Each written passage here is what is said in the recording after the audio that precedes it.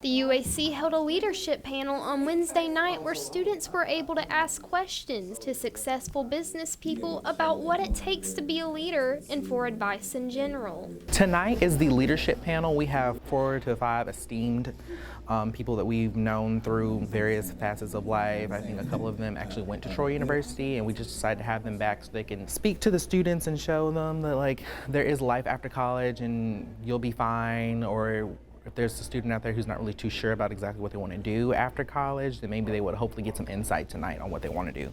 Samuel Nevels is a leader in his fraternity and knows what he wants out of life. However, this panel taught him something different that will change the way he perceives problems. I would say one thing I took from this seminar is to live through fear, because one of my main problems sometimes I have in life that I fear the future.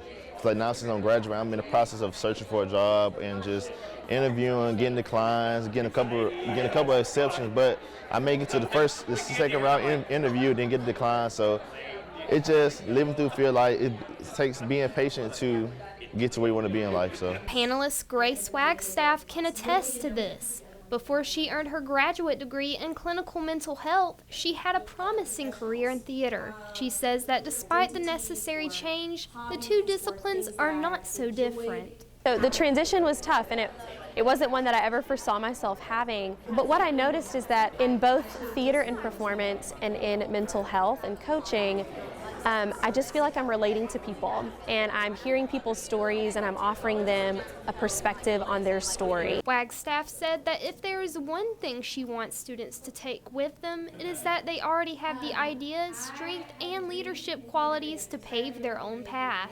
I want them to feel empowered. I want them to ask themselves, why am I waiting on an opportunity? Why am I waiting on a door to open? Why am I not opening the door myself? Feeling that sense of agency and autonomy within themselves, I think is really important as you move forward in your cailey Wright, Troy, TrojanVision News.